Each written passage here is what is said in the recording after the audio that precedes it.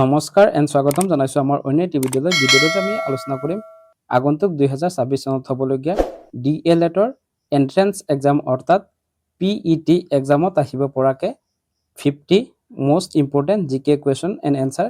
আজিৰ আমাৰ প্ৰথম কুৱেশ্যনটো হ'ব ৰাষ্ট্ৰসংঘৰ মুখ্য কাৰ্যালয় ক'ত অৱস্থিত?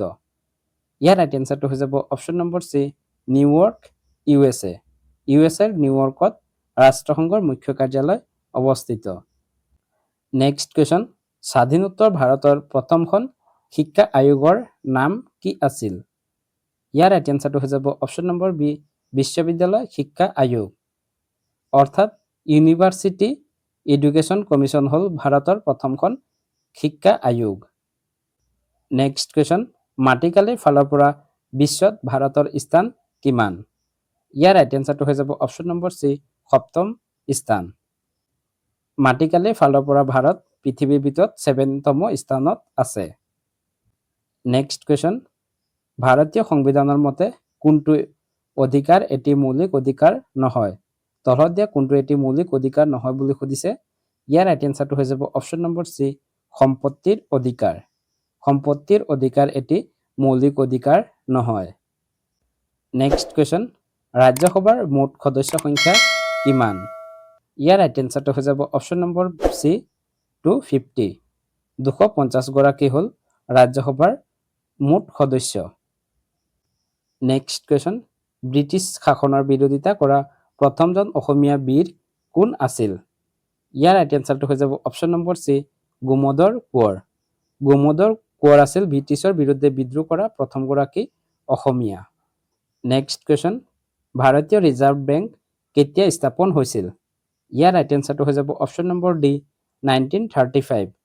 1935 চনত 1 এপ্ৰিলত ৰিজাৰ্ভ বেংক অফ ইণ্ডিয়া প্ৰতিষ্ঠা হৈছিল। নেক্সট কুৱেশ্যন ৰামকৃষ্ণ মিছনৰ প্ৰতিষ্ঠাপক কোন আছিল? এই কুৱেশ্যনটোৰ ৰাইট এনচাৰটো হৈ যাব option number B Swami Vivekananda.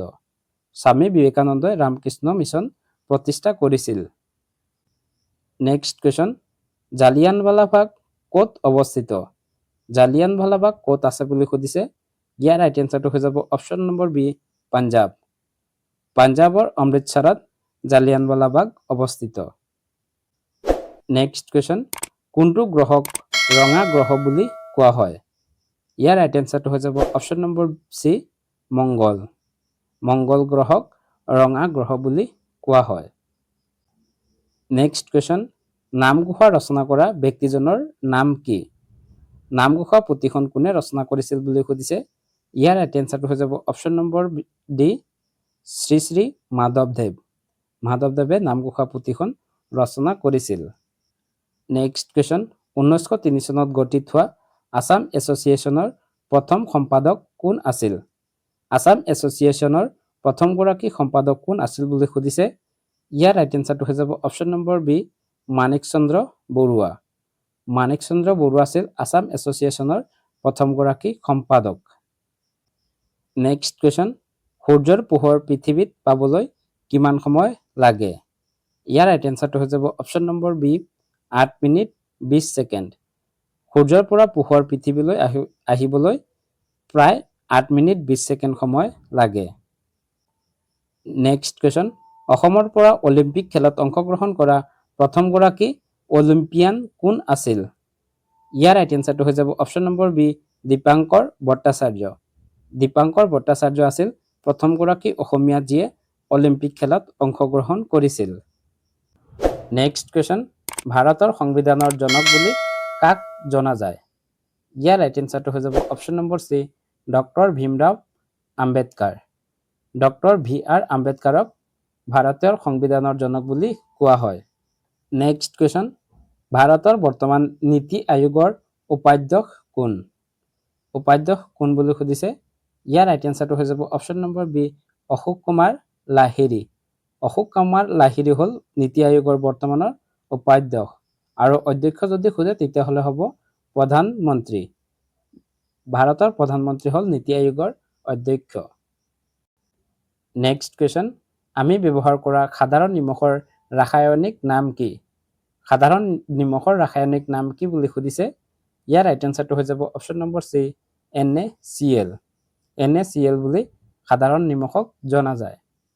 Next question, বায়ুমণ্ডলত নাইট্ৰজেনৰ শতকৰা কিমান শতাংশ?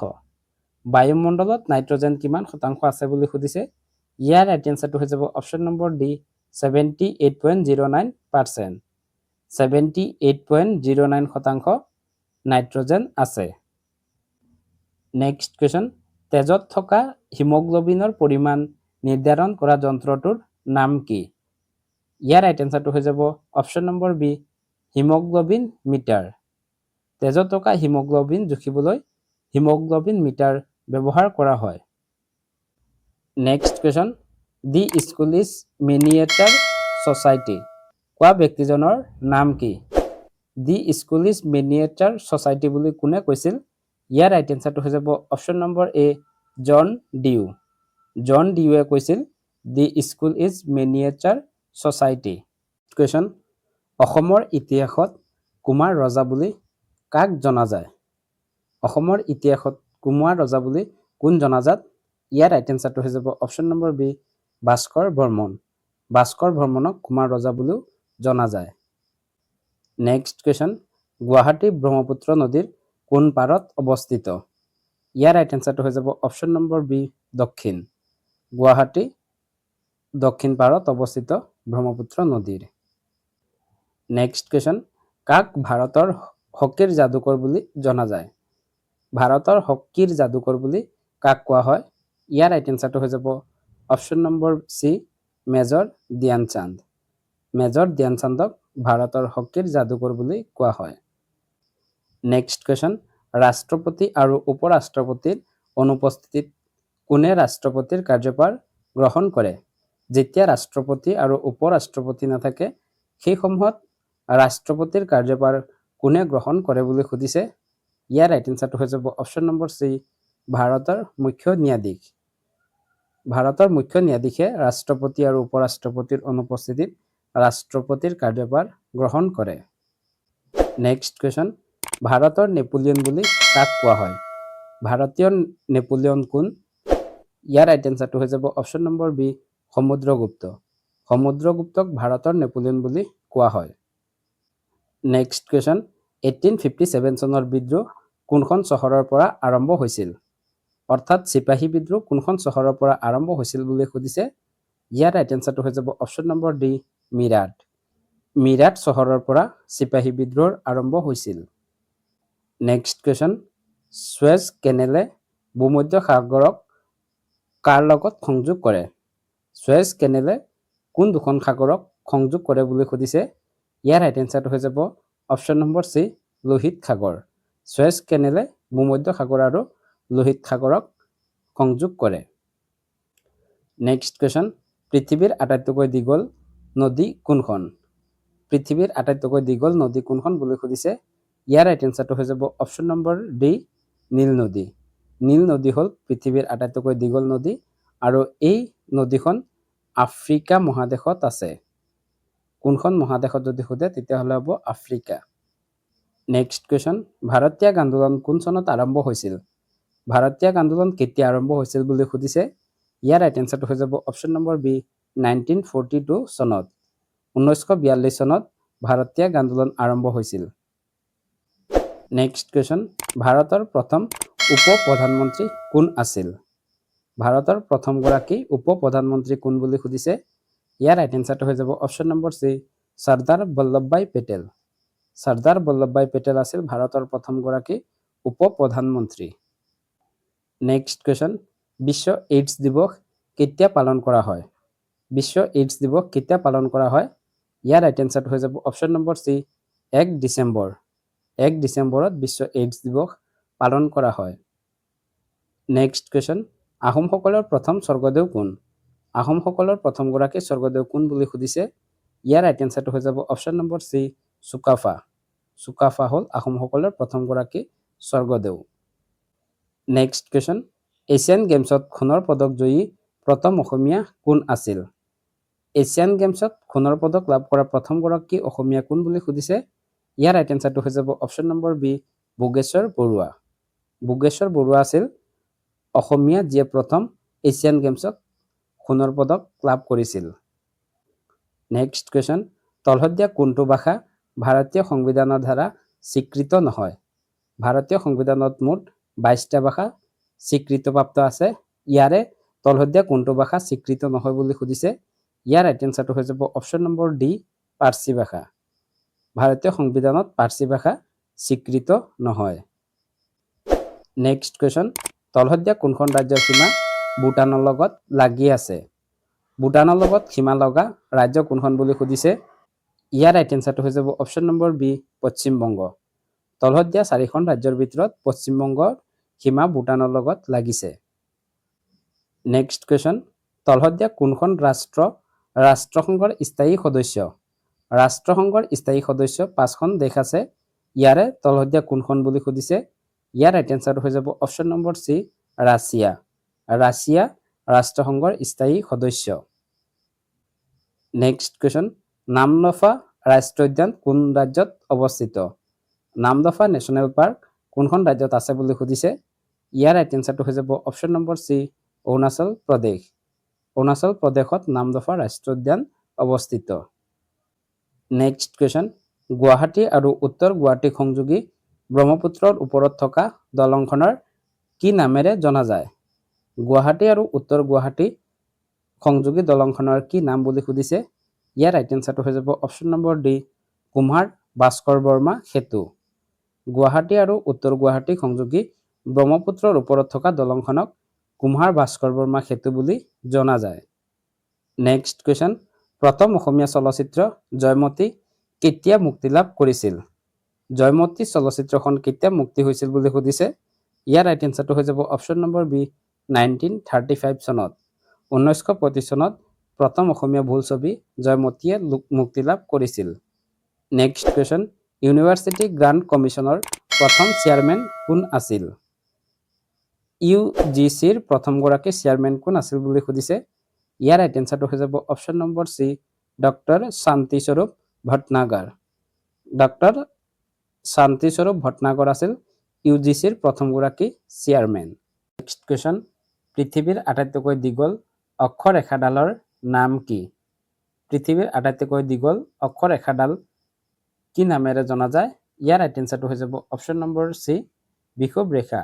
বিষুৱ ৰেখা হ'ল পৃথিৱীৰ আটাইতকৈ দীঘল অক্ষৰেখা। নেক্সট কুৱেশ্যন, আফ্ৰিকা আৰু এছিয়া মহাদেশক কোনটো খালে পৃথক কৰিছে? কোনটো খালে এছিয়া আৰু আফ্ৰিকা মহাদেশক পৃথক কৰিছে বুলি সুধিছে? ইয়াৰ ৰাইট এনচাৰটো হৈ যাব অপশ্যন নম্বৰ বি, সুৱেজ খাল। সুৱেজ খালে আফ্ৰিকা আৰু এছিয়া মহাদেশক পৃথক কৰিছে। নেক্সট কুৱেশ্যন, আফ্ৰিকা আৰু ইউৰোপ মহাদেশক কোনটো খালে পৃথক কৰিছে? আফ্ৰিকা আৰু ইউৰোপ মহাদেশক পৃথক কৰা খালটোৰ নাম কি বুলি সুধিছে? ইয়াৰ ৰাইট এনচাৰটো হৈ যাব অপশ্যন নম্বৰ বি, জিব্ৰাল্টাৰ প্ৰণালী। জিব্ৰাল্টাৰ প্ৰণালীয়ে আফ্ৰিকা আৰু ইউৰোপ মহাদেশক পৃথক কৰে। নেক্সট কুৱেশ্যন, কোনখন মহাদেশৰ মাজেৰে কৰ্কট ক্ৰান্তি, মকৰ ক্ৰান্তি আৰু বিষুৱ ৰেখা পাৰ হৈ গৈছে? কোনখন মহাদেশৰ মাজেৰে কৰ্কট ক্ৰান্তি, মকৰ ক্ৰান্তি আৰু বিষুৱ ৰেখা পাৰ হৈ গৈছে বুলি সুধিছে? ইয়াৰ ৰাইট এনচাৰটো হৈ যাব option number C, Africa. Africa মহাদেশৰ মাজেৰে এই তিনিওডাল ৰেখা পাৰ হৈ গৈছে। নেক্সট কুৱেশ্যন, এছিয়া আৰু ইউৰোপ মহাদেশক কোনখন পৰ্বতমালাই পৃথক কৰিছে? এছিয়া আৰু ইউৰোপ মহাদেশক পৃথক কৰা পৰ্বতমালাখনৰ নাম কি বুলি সুধিছে? ইয়াৰ ৰাইট এনচাৰটো হৈ যাব অপশ্যন নম্বৰ চি, ইউৰাল পৰ্বতমালা। ইউৰাল পৰ্বতমালাই এছিয়া আৰু ইউৰোপ মহাদেশক পৃথক কৰে। নেক্সট কুৱেশ্যন, ইউৰোপ মহাদেশৰ আটাইতকৈ ওখ পৰ্বতমালাৰ নাম কি? ইউৰোপৰ আটাইতকৈ ওখ পৰ্বতমালা কি বুলি সুধিছে? ইয়াৰ ৰাইট এনচাৰটো হৈ যাব অপশ্যন নম্বৰ এ, আল্পছ পৰ্বতমালা। আল্পছ পৰ্বতমালা হ'ল ইউৰোপ মহাদেশৰ আটাইতকৈ ওখ পৰ্বতমালা। নেক্সট কুৱেশ্যন, থৰ মৰুভূমিৰ একমাত্ৰ নদীখনৰ নাম কি? থৰ মৰুভূমি হ'ল ভাৰতৰ একমাত্ৰ মৰুভূমি আৰু এই মৰুভূমিত থকা একমাত্ৰ নদীখনৰ নাম কি বুলি সুধিছে? ইয়াৰ ৰাইট এনচাৰটো হৈ যাব অপশ্যন নম্বৰ বি, লুনি নদী। লুনি নদী হ'ল থৰ মৰুভূমিত থকা একমাত্ৰ নদী। নেক্সট কুৱেশ্যন, ভাৰতৰ আটাইতকৈ দীঘল নদীখনৰ নাম কি? ইয়াৰ ৰাইট এনচাৰটো হৈ যাব অপশ্যন নম্বৰ ডি গংগা নদী। গংগা নদী হ'ল ভাৰতৰ আটাইতকৈ দীঘল নদী আৰু আটাইতকৈ বহল যদি সোধে তেতিয়াহ'লে হ'ব ব্ৰহ্মপুত্ৰ। নেক্সট কুৱেশ্যন, ভাৰত আৰু শ্ৰীলংকাক পৃথক কৰা প্ৰণালীটোৰ নাম কি? ভাৰত আৰু শ্ৰীলংকাক কোনটো প্ৰণালীয়ে পৃথক কৰিছে? ইয়াৰ ৰাইট এনচাৰটো হৈ যাব অপশ্যন নম্বৰ বি পাক প্ৰণালী। পাক প্ৰণালীয়ে ভাৰত আৰু শ্ৰীলংকাক পৃথক কৰিছে। নেক্সট কুৱেশ্যন, কৰ্কট ক্ৰান্তি ৰেখা ভাৰতৰ কেইখন ৰাজ্যৰ মাজেৰে পাৰ হৈ গৈছে? কৰ্কট ক্ৰান্তি ৰেখা ভাৰতৰ কেইখন ৰাজ্যৰ মাজেৰে পাৰ হৈ গৈছে? ইয়াৰ ৰাইট এনচাৰটো হৈ যাব অপশ্যন নম্বৰ চি 8খন। কৰ্কট ক্ৰান্তি ৰেখা ভাৰতৰ 8খন ৰাজ্যৰ মাজেৰে পাৰ হৈ গৈছে। ইয়াৰে 2খন ৰাজ্য হ'ল উত্তৰ পূব ভাৰতৰ আৰু সেই 2খন ৰাজ্য হ'ল ত্ৰিপুৰা আৰু মিজোৰাম। এই 50টা কুৱেশ্যন আছিল আগন্তুক হ'বলগীয়া BEd আৰু DLEd এন্ট্ৰেন্স এক্সামত আহিব পৰাকৈ আমি বাছনি কৰিছোঁ। যদি এনেকুৱা ধৰণৰ আৰু ভিডিঅ' লাগে তেতিয়াহ'লে আপোনালোকে কমেণ্টত জনাই যাব। আপোনালোকে ভিডিঅ'টো এতিয়ালৈকে চাই থকাৰ বাবে ভিডিঅ'টোত এটি লাইক কৰি যাব আৰু চেনেলটো যদি এতিয়ালৈকে ছাবস্ক্ৰাইব কৰা নাই তেতিয়াহ'লে চেনেলটো ছাবস্ক্ৰাইব কৰি যাবলৈ অনুৰোধ জনাইছোঁ। ভিডিঅ'টো শেষলৈ চোৱাৰ বাবে ধন্যবাদ। জয় আই অসম।